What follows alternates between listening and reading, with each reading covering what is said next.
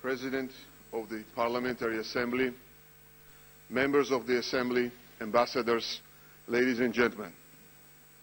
Today, I am here to affirm Georgia's commitment to the vision of a Europe whole and free, at a point in time when everyone's faith in this vision is put to the test.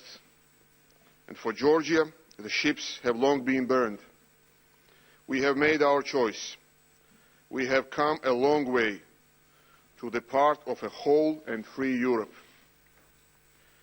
It was in April 1999 when Georgia acceded to the Council of Europe. There are few institutions that speak of Europe as whole and free as the Council of Europe. Georgia has joined a number of organizations to be accredited into a club of European nations. That was a national strategy. But in joining the Council of Europe, we have become European in the deepest sense of the term, valuing historical roots, but also empowering individual citizens. Being European is not a geographic statement. It is chiefly a sense of security, dignity, freedom, and opportunity that reflects a particular social contract. My country will not be free unless its citizens can live in dignity. The idea that citizens have inalienable rights that are not subject to the tyranny of a majority is at the heart of Europe's democratic experience. We are drafting a social contract of European quality. That is a contract not subject to ratification, veto, conditionality, approval of negotiations by anyone else. And we are moving ahead, despite certain internal or external problems and conditionality. Before 2012, regimes changed, but not by electoral means. Against all odds, in 2012, Georgian people achieved a peaceful transfer of power that amounted to regime change. Since 2012, we have delivered free elections in a level playing field, local and presidential. This year, we will complete the circle with parliamentary elections. We need competitive but also uneventful elections of the kind in which accounts are not frozen, no one controls what kind of news people watch, and each candidate has his or her day in the ballot box. We eagerly anticipate Parliamentary Assembly monitoring this year for two reasons. First, Georgia has been served by international monitoring in times when elections could not be lost. We counted on you when our voices could not be heard. Secondly, elections in 2016 would be the most transparent, fair and level playing. We want you to be there to celebrate the result, whatever that might be. We are moving away from democratic transition to democratic consolidation, where winner does not take all and loser does not lose all. And we are proud of that. We have delivered Europe to Georgians, and we have surpassed Europe's expectations of democratic consolidation and democratization. We are the proof that democracy promotion, conditionality and institution capacity building works when there is ownership of the objectives set before us. If we can do it, so can others. We now have experience in the successful implementation of reforms, identifying objectives, defining tasks, keeping up with deadlines, and delivering on quality benchmarks. We have recently delivered on visa liberalization prerequisites, which promise to open up a prospect of freedom, of unhindered movement. For obvious reasons, every citizen in Georgia is eager to feel that kind of admittance in this space of free movement. To travel with dignity, to be welcomed and trusted, would be the most meaningful and tangible statement of a return to Europe since our independence. The privilege to travel from Vilnius to Athens and from Madrid to Bucharest without a single stop is central to the experience of being European. 100 million Europeans that joined the EU in 2004 can empathise with Georgians' thirst for that kind of freedom. Freedom is an integral part of our identity. After years of reforms and sacrifices, Tbilisi will turn to its citizens in the occupied territories with a solid proof that it pays to be pro-European and will be able to say, join us and study, work and flourish with us. Each opportunity we deliver to our citizens is the product of hard work. Each policy is a value chain that requires focus, coordination, definition of roles, initiative, sense of responsibility and, of course, leadership. But reforms are ultimately about chains made of values that anchor us to Europe, a civilization that places the citizen at the heart of political process. Stakeholders' consultations, monitoring, reporting and evaluation keeps everyone on their toes. But abiding the European standards is an obligation that has now become a habit. The cumulative result of reforms year on year is that citizens, civil society organisations and media have real power. We are building a home with a place for all citizens of Georgia. By ensuring strong protection of human rights, we are building a home to come to, not to leave from. Our national 7-year plan for the promotion of human rights aims to enshrine the democratic values which we stand for at the very heart of our society. We have outlawed discrimination on the basis of colour, national identity, sexual orientation and religious affiliation. We are making a state in which national minorities have their right to their culture, religion, language, security and opportunity. We are committed to ensuring the full engagement of minorities in the ongoing developments and decision-making processes in Georgia. We are building a society where women are not only protected by law, but in practice. Since July 2015, civic organisations can file cases on behalf of victimised women. We have signed the Istanbul Convention. We have a national action plan for Security Council Resolution 1325. When I look at the Davos gender economic equality indicators, it is clear that Georgia has some way to go. But we are looking at the indicators, and that is the beginning of every serious policy. We have transformed the Ministry of Internal Affairs into a community-oriented organisation and enacted new law on police, which sets the highest standards of protection of human rights. It enshrines the principles of legality, equality, proportionality and political neutrality. You cannot outlaw intolerance, but you can make it unacceptable. Looking ahead, the priority of the government of Georgia is to ensure decent living conditions and opportunities for Georgian citizens. Our agenda is as comprehensive as ever. After having introduced a national health care programme and doubling welfare services, we have adopted a 4-point reform agenda with the following priorities. First, facilitating jobs creation by liberalising business and investment environment further, including inter alia by implementation of tax reform and by supporting entrepreneurship.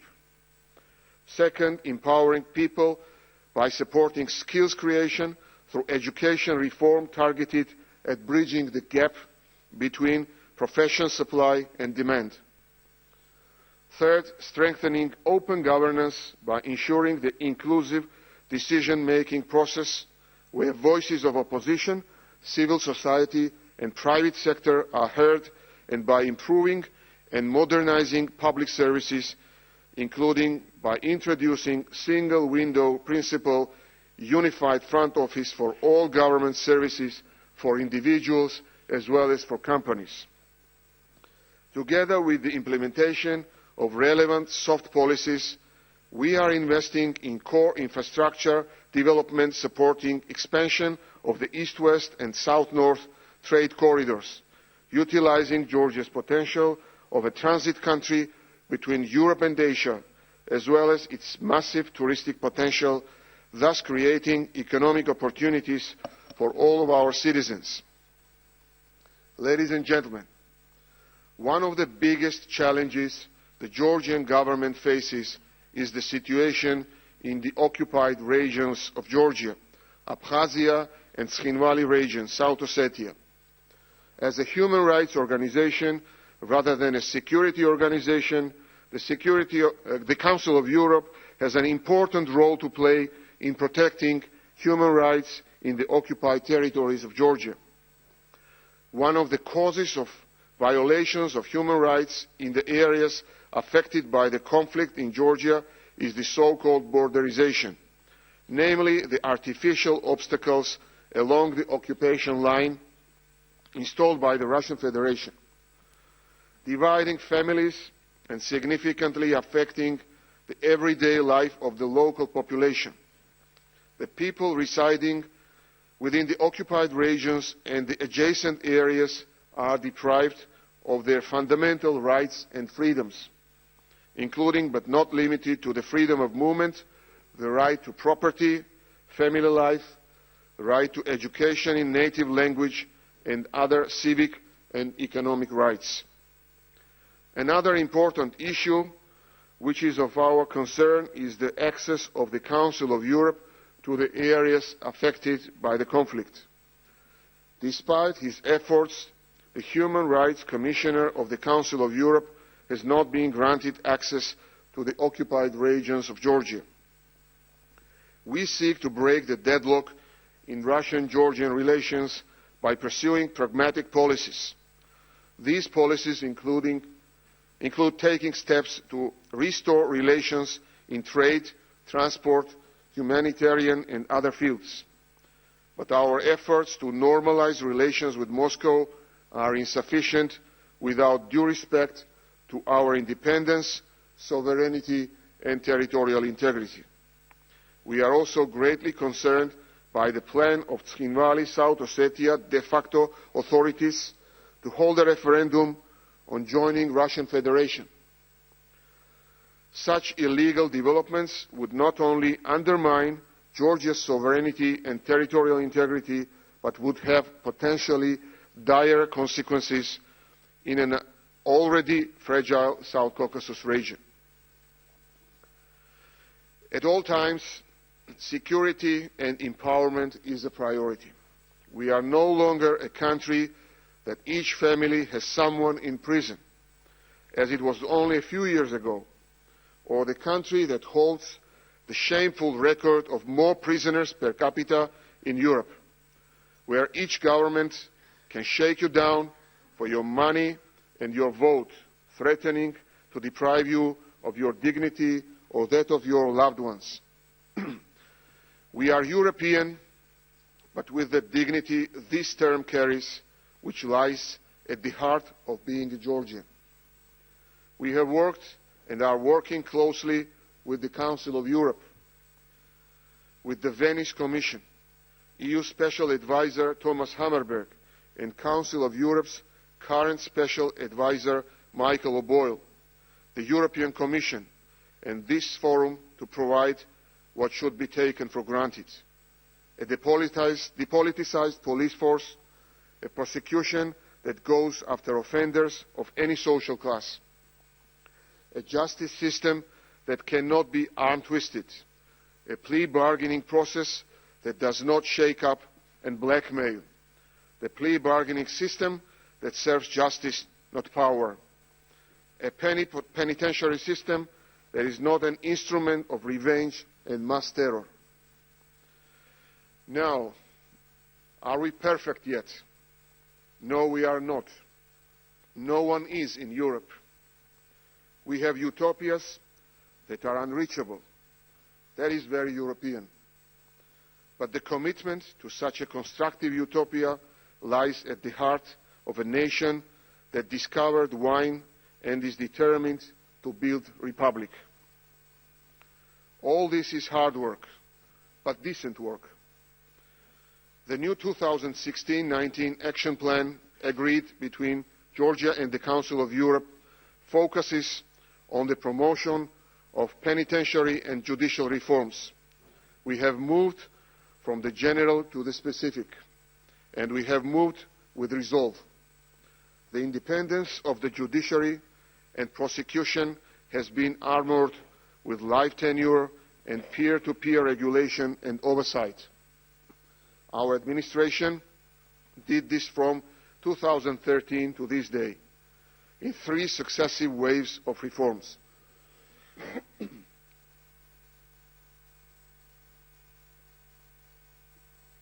The transparency of the judicial process has been reinforced to create a level playing field between prosecution and the defence. We have consolidated best European practice for the safety and impartiality of jury trials. We have halved prison population. We are treating imprisonment as a measure of last resort, and we have put in place guarantees for juvenile offenders.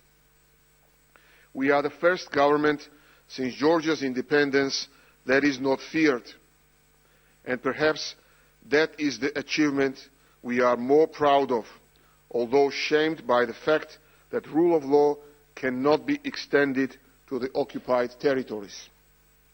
We can only do what we can for internally displaced persons and refugees, invest in confidence-building measures, outreach, and hope for a bottom-up solution. We are delivering what we can and where we can. And in delivering, we will be criticized and monitored, as we should be. Our work is not technocratic, it is political. As representatives of the Georgian people, we set an agenda, prioritize, allocate resources, assume responsibilities, or in a word, lead. This government believes, with good reason, that confidence in rule of law requires not only reforms, but also restorative justice. And we want to make Georgia a better place to live for the citizens and not to show off. In the history of democracy, there has never been restorative justice without controversy. The balance between restoration and lustration is thin and the criticism inevitable. We want unity, but not at the expense of justice. We want justice, but not at the expense of unity. This is the essence of our Gordian knot. But we will not cut through this knot with silence. Our lives begin to end the day we become silent about things that matter, said Martin Luther King. We must unloose this knot. To be silent is to be an accomplice in injustice. And Georgia needs to believe in justice. That is the essence of democratic consolidation for us. No one should be forced to be silent, and no one is in Georgia. Reporters Without Borders suggest Georgia in 2015 was a leader in Eastern Europe. Freedom House continues to provide glowing reviews of Georgia over the last 4 years. And when it comes to freedom on the Internet, Georgia is 9th in the world, at par with Britain and France. Since 2012, we have created one of the most liberal digital broadcasting regimes in the world. We go the extra mile. the Board of Public Broadcasters is a truly independent body that engages stakeholders, including NGOs and monitors. Cable TV providers must guarantee media pluralism, must carry and must offer alternative voices. As I admitted above, we are celebrating a 17-year relationship with the Council of Europe in April and 25 years of restoration of independence in May. 25 years is a generation. One generation of moving towards the essence of Europe to complement independence with significance for each Georgian. In pursuing democratic consolidation and building a European state, we are opting for a certain kind of civilization. That is the essence of our choice. Ladies and gentlemen, the Council of Europe is at the heart of the essence of being European and of the kind of social contract we want to have as of polity. We understand that Parliamentary Assembly is a partisan forum about politics as much as about policies. But for our friends and foes, this year we ask for one thing: make decisions for which you can be proud. By all means, be critical, but also be helpful. Help us build on the foundations we have laid together. Help us be all we can be in a country that is partly occupied but fully European. Georgia has responded to expectations. We are the proof that democracy promotion, institution building, civic empowerment, conditionality and reforms work. We hope that together we can set a faster pace towards democratic consolidation. Together, against the odds, against the forces that want to take Europe apart, stand on the right side of the history. For everything that Europe stands for, let's stand together. We are European, which is the essence of dignity at the heart of every Georgian. European is the dignity of a citizen that every Georgian deserves, and dignity is at the heart of our identity. Thank you.